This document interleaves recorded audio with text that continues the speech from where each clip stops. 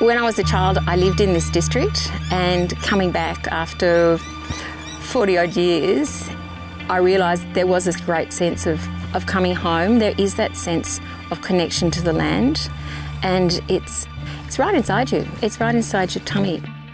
When you plant something and you see it grow and you see the result, you just feel really proud and very connected to the land, especially when you know it's for someone who's going to be eating it or wearing it. You feel good. I'm very proud to be a farmer. I think we've got a very special relationship with the land. I think we've got a very honourable pastime. I mean, it's pretty decent just to feed people. And I just love the idea that the food that we produce here ends up pretty much nearly on every person's plate in Sydney. Being one-on-one with the cattle and with the land in general, the soils are beautiful here. I call it a big garden. That's really what you're doing, is you're tending to the life cycle of either a plant or an animal.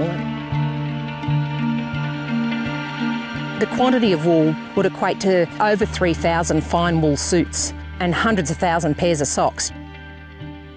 We have a great mix of great Aussie food that comes from our winter crops, and in the summer we can wear our production, which is cotton. I think that we could probably grow a pair of socks for every man, woman and child in Australia. This is one of the most reliable agricultural regions in New South Wales, if not Australia. Each year here on our farm, year in, year out, we produce enough potatoes for about 26 million roast dinners. We also produce enough peanuts for 360,000 jars of peanut butter and 2.4 million packets of beer nuts.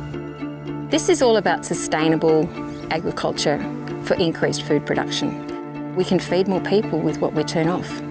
Important stuff in a drying world, yeah. It's a recharge point for the Great Artesian Basin, which is what we operate, what every farm in this region and all the way up through Queensland operates on. Why would they want to gamble all that for the money they're going to get out of the gas? Well, it was a Sunday morning.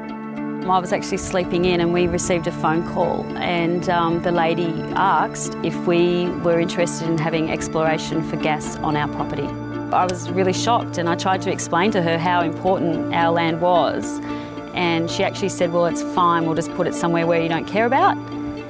And that really did upset me, because I don't know any farmer in this country or any person when they own a piece of land in Australia that would find something that they didn't care about. We've got 6 million hectares that they want to potentially develop into an industrialised gas field. To operate a gas field, you must dewater the environment to make the gas flow. It's just the nature of their business. It cannot coexist with farms. It just can't. Well, I have 3 children, 11, 9 and 7. And I'm concerned about a number of the chemicals that are used in coal seam gas mining.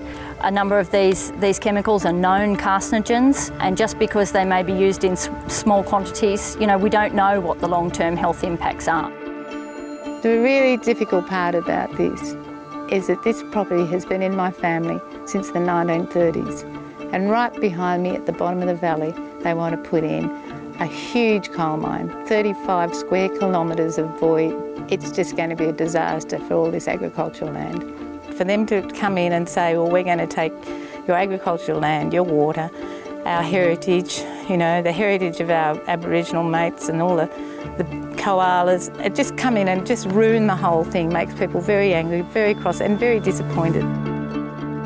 Well, we got the community together and we formed a group, and we surveyed all of the landholders, and they signed a declaration that they wanted our licence cancelled and no further exploration on the lands.